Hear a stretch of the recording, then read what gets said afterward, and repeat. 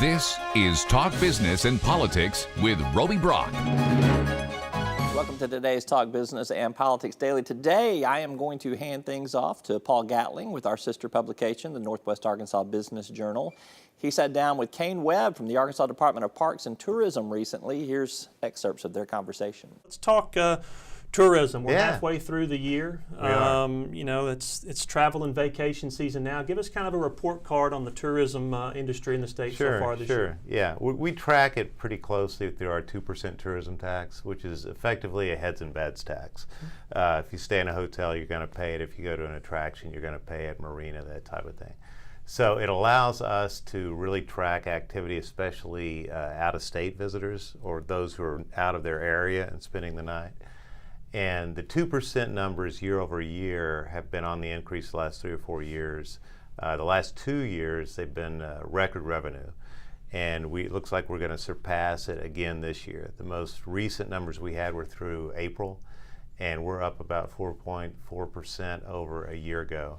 And that puts us at about $15.7 million from the 2% tax. Again, that's a record for Arkansas. Contributing to that, again, we're talking about a mild summer. We've had really good weather. We had good winter weather, and we had a really good spring. And you can't deny that $2 and under gas has an impact on travel because we're pretty much a driving state, and that helps us too. Right. What do you anticipate as far as that goes, the gas? Are we going to stay under that mark for a while? I'm starting to think, I overthink these things. I'm like, if we go on too much longer with it, $2, they're going to drive, Arkansans are going to start going out of state. They're going to see, oh, we've gotten, they're going to. So, but I don't know, I was reading a story the other day that said we will have the lowest average gas prices in the country in a decade.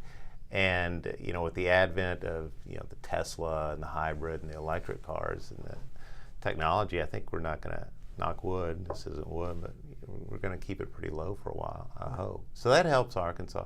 It also helps that we've got really some new rides and some major attractions that we didn't have 15 years ago. You immediately think of what's going on up here with Crystal Bridges. You think of the Clinton Presidential Library. You think of even the Dice, Johnny Cash, Boyhood Home and Dice, what's going on in El Dorado with the Murphy Arts District that's going to open in September. So we've got some attractions that draw people in, even some international attractions we didn't have a couple decades ago.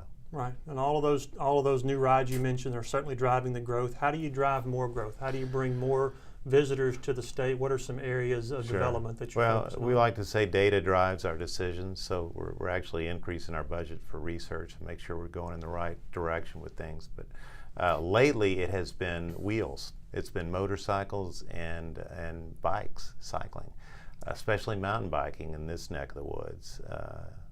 The Walton family has been a huge advocate for mountain biking, pretty much built the Razorback Greenway.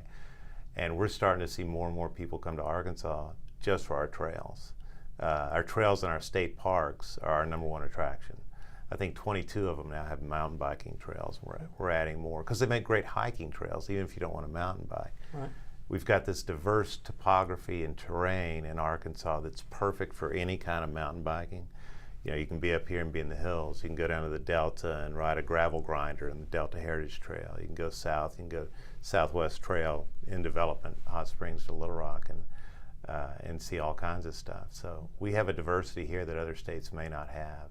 And I think we're just now being discovered as a great mountain biking state. IMBA, a year ago, the International Mountain Bicycling Association World Summit that was held in Bentonville, really had a profound impact on putting Arkansas on the map when it comes to cycling and mountain biking. We had people from 40 states and 11 countries. And I was here for the entire thing, and I heard every accent you can imagine. And I remember hearing, again and again, I can't believe this is here. I can't believe this is Bentonville, Arkansas. Tell me more about Arkansas. That's just great. I mean, you can't beat that kind of word of mouth. And how are you leveraging that? You mentioned the wheels, the mountain biking in Bentonville, but as a region, something that might be growing of greater importance, the motorcycle excursions and the traveling. We know about the Bikes, Blues, and Barbecue Festival. but there's more of a year-round tourism niche for motorcycles. Is that something There you're is. leveraging regionally? Yeah, we're trying to. We put out 3 motorcycling guides. 3 years ago, we put our first motorcycling guide. And I think he has 28 routes, 28 rides around the state, many up here, but all statewide. And people say print is dead. Not with our motorcycling guide. we gave out so many, we had to up the printing by 50%. So now we've got 150,000 print run for the motorcycling guide. It goes everywhere. We're looking at ways to distribute it better outside the state. Right now we will travel with it and hand it out, and it kind of gets out and about. And we've also discovered that you go to these places, these motorcycle shows, and those who have been to Arkansas are our best recruiters. I mean, they will say, man, they'll find someone who hasn't gone. You got to go. The roads are great. They love our twisty roads. They're in good shape. You can see a little bit of everything. And you can stop at these funky, quirky little local places. And cyclists and motorcyclists, in my mind, are kind of the perfect traveler, because they come in groups, right? They stay for several days. They go from place to place to place, spreading their money around, local, local, local. And they go home, tell their friends, and come back. So you can't beat it. So those 2 things are growth areas for us, have been, and will continue to be. Right. You may have found another T-shirt there: funky, quirky, and local. That's it. Funky, quirky, local. That's Arkansas. your motorcycling tricks. Arkansas Electric Cooperative Corporation provides electric energy across 2/3 of Arkansas. This is an exciting time in our energy history, with incredible progress being made in renewable energy and storage technologies. As our energy portfolio continues to diversify, we'll maintain an all-the-above strategy to provide reliable and affordable electricity. Ever since the first light bulbs were placed in our members' homes, the electric cooperatives have been the solutions provider for our members, and we want to continue that well into the future. Each day, the promise of our nation begins again. Arkansas and America, moving forward. I help make that promise a reality. It's not for everyone, but people everywhere depend on us. Oh, I love you too, sweetie. Trucking delivers, or everything stops. And that's what drives me. I did. Let's talk about a few other regional topics that have been in the news lately. In Hot Springs, recently, the iconic Arlington Hotel was purchased by an investment group. And for some perspective, for maybe some of our viewers in Northwest Arkansas, explain why that is such an important deal, not only for Hot Springs, but for the entire region. Yeah, well, the Arlington's on the National Historic Register, and for years it's the biggest hotel in Arkansas to start with. And for years it was probably the premier hotel in Arkansas. And if you've been to Hot Springs, if you're going down Central Avenue, you pass the bathhouses and you come up to this beautiful setting with the Arlington. Great porch, great architecture. It's just a legendary piece of property. And over the years, she started to show a little wear and tear. And a lot of us have thought, Hot Springs is really starting to come back, especially downtown. If the Arlington could be renovated and make a major comeback, it could be not just an attraction for Hot Springs, but for South Arkansas and really the region. It could and should be a destination resort hotel. Add into the fact, back to cycling, that Hot Springs is investing heavily in trails and mountain biking. They're going to hook into that. Craft brewing all up and down there. And it kind of goes hand in hand with what they're trying to do. So I was excited to see it sold. I don't know a great deal about the investor. I know he's done a wonderful job renovating the Sheraton Four Points Hotel in Little Rock, and he's saying all the right things. It will probably cost upwards of $50–60 million to really do it right, but I think if it is done right, it will be a magnet for vacationers. Right, and Hot Springs has been a magnet before. And Hot Springs is doing great already. I mean, the numbers we see, speaking of the 2% tax, and also their A&P tax are through the roof. So it's just one more thing to add to their quiver. Right.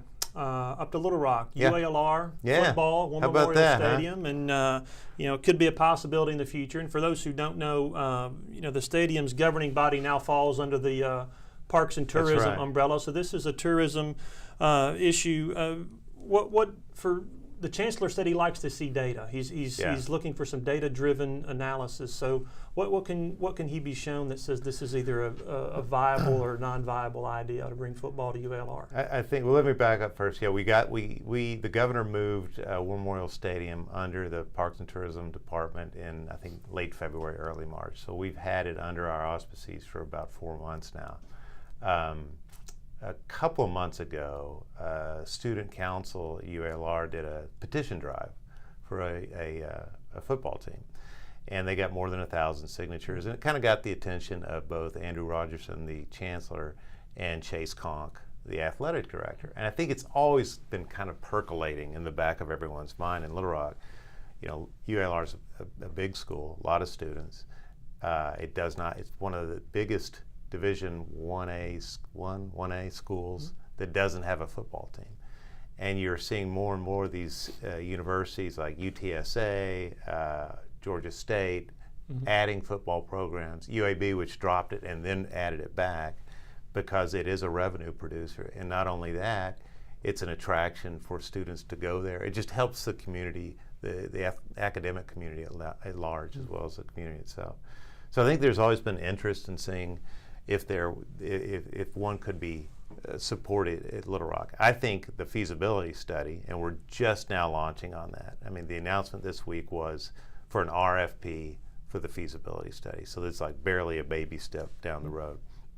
Will tell us whether there is genuine interest in the community, whether there is financial support for it. You know, I've heard anywhere from 20 to 25 million just to get it off the ground, and another 10 to 12 to sustain it year to year. Whether Little Rock can add the women's sports necessary to meet Title IX requirements, everything that goes into whether or not a university should start a program. It may come back that no, we would advise against.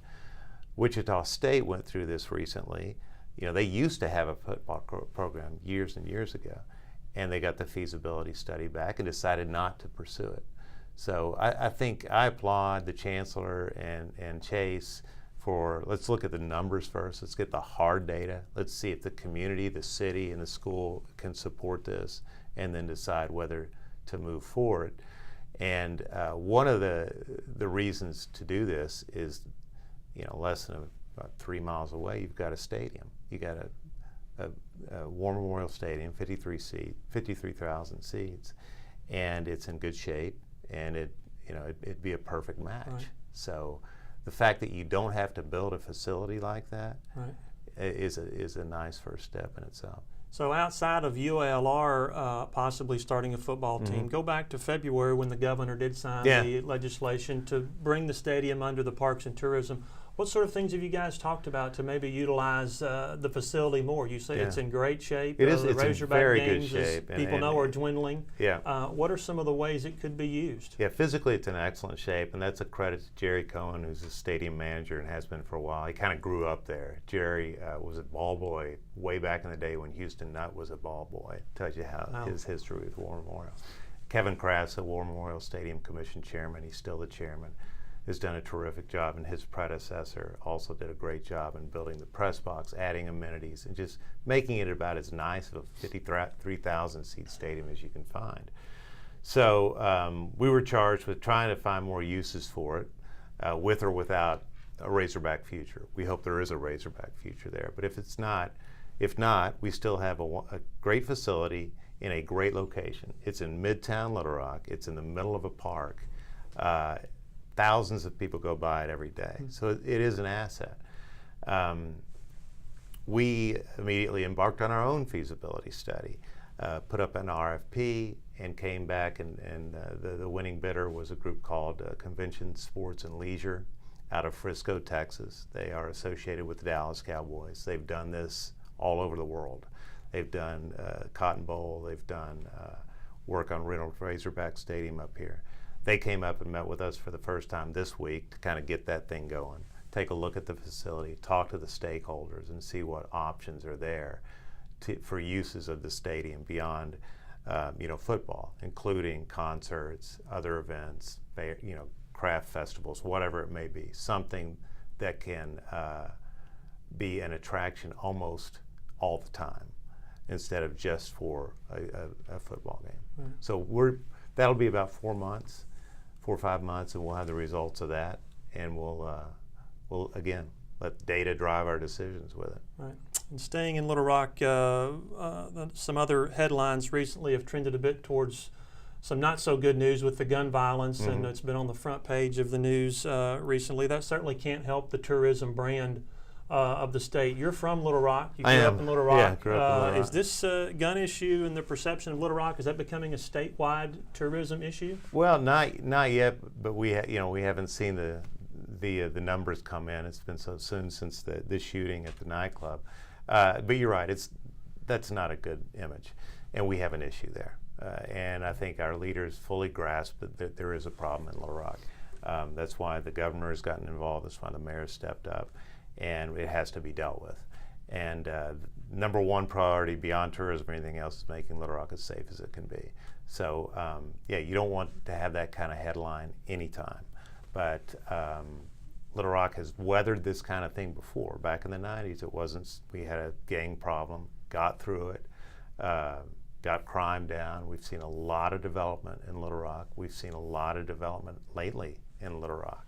So I think it could serve as a tipping point as far as, okay, enough's enough. Let's get this thing figured out. Let's get police on the streets. Let's hire these police officers that we have vacancies for and do something. And if we do that, I think the development will continue, and we'll still have the tourism numbers. We need it. It's a driver. Central Arkansas is still the biggest driver of tourism dollars in the state. Right. And there have been some calls from the media that your boss, the governor, should call a special session. It's become such a big problem. Do you think that'd be a good idea to get statewide legislators involved? I'm not sure at this point whether we need it or not. I think he is involved, and let's see how it plays out with the task force that he's set in motion, and the idea of kind of combining state forces with local forces and see what happens. So, I'm always a little wary when we call special. Right.